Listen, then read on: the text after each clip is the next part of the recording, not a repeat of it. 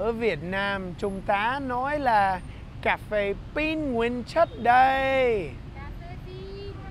Cà phê phin. À, lộn rồi. Cà phê phin nguyên chất đây.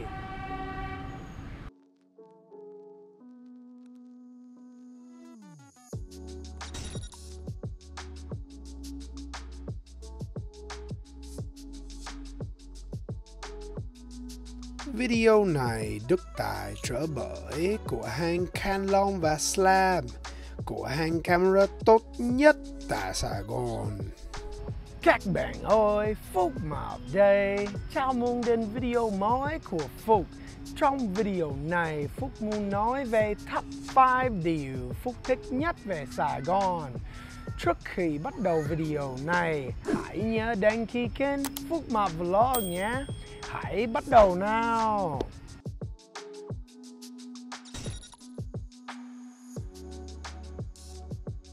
Điều đầu tiên Phúc muốn nói về đồ cũ và đồ mới tại Sài Gòn.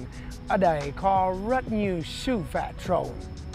Ví dụ, tòa nhà hơn 100 năm tuổi và tòa nhà xây dựng gần đây.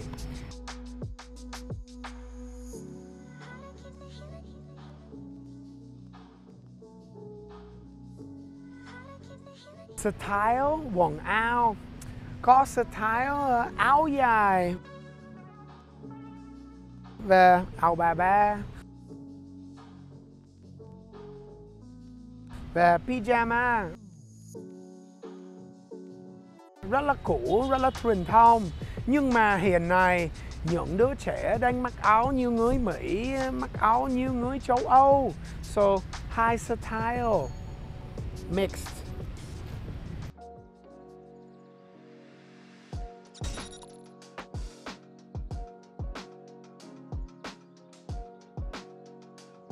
Điều thứ hai, Phúc muốn nói về đồ ăn tại Sài Gòn. Mặc dù những món làm từ bột gạo vẫn có nhiều lựa chọn: phở, bún bò Huế, bún riêu, hủ tiếu, bánh mì, xôi, cơm tôm, cơm bình nhân, quá nhiều lựa chọn. Hơn nữa bây giờ có nhiều nhà hàng Tây, nhà hàng Ý, nhà hàng Mexico, tất cả. Sau mà đấy có nhiều lựa chọn when it comes to food. Hơn nữa, nếu có nhiều mưa thì bạn có thể đặt giao hàng. Những công ty vận chuyển nhiều Grab, Now, Payment có thể mang đồ ăn đến nhà của bạn. Bạn không phải đi đâu, vẫn rẻ.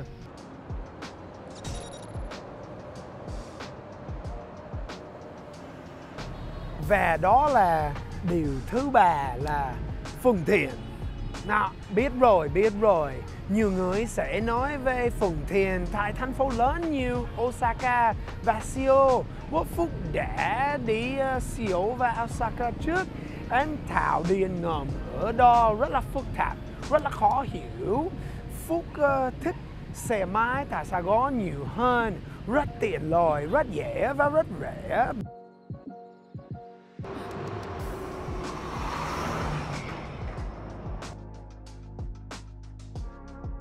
Ở đấy có xe máy rất tiện lợi, rất dễ để tìm giữ xe. Phúc thích xe máy tại Sài Gòn nhiều hơn, rất tiện lợi, rất dễ và rất rẻ. Bạn có thể đi xung quanh Sài Gòn, không sao đâu. No Star Wear.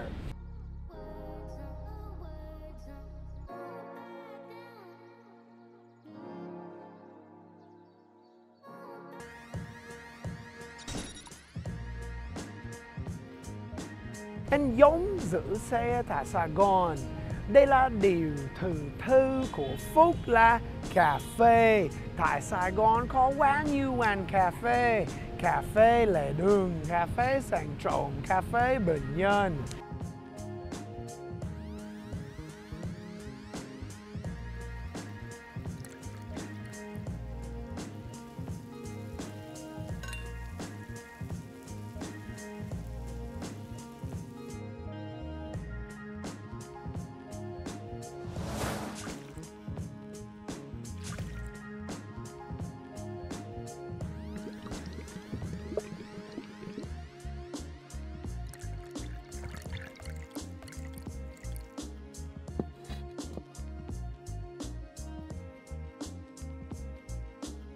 ở Việt Nam chúng ta nói là cà phê phin nguyên chất đây. Cà phê phin. Cà phê phin. À, lộn rồi. Cà phê phin nguyên chất đây.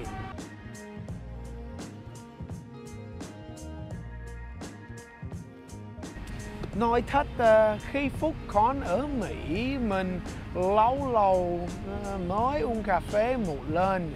Nhưng mà sau khi đến Việt Nam, Phúc bắt đầu một thói quen mới và uống cà phê mỗi ngày.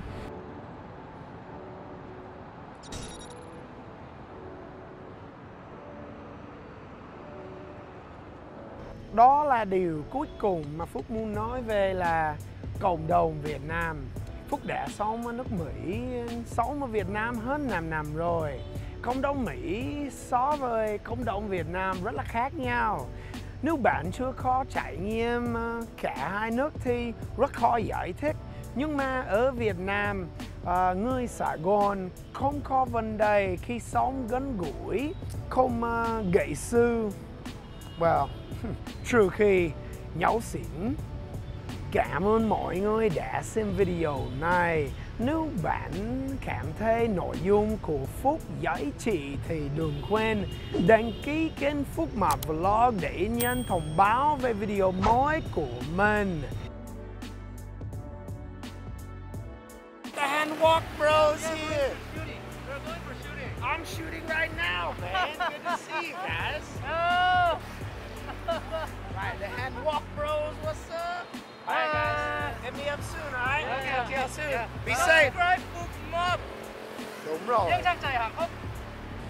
Mọi người ơi, Phúc muốn gửi một lời cảm ơn cho cửa hàng Can Long và Slab đã hỗ trợ video này. Nếu các bạn phải mua máy ăn hoặc là phụ kiện mới thì đến đây 413 Huỳnh Thục Khang ở quận Nhất tại Sài Gòn. Cảm ơn lại, hẹn gặp lại và chúc mừng năm mới.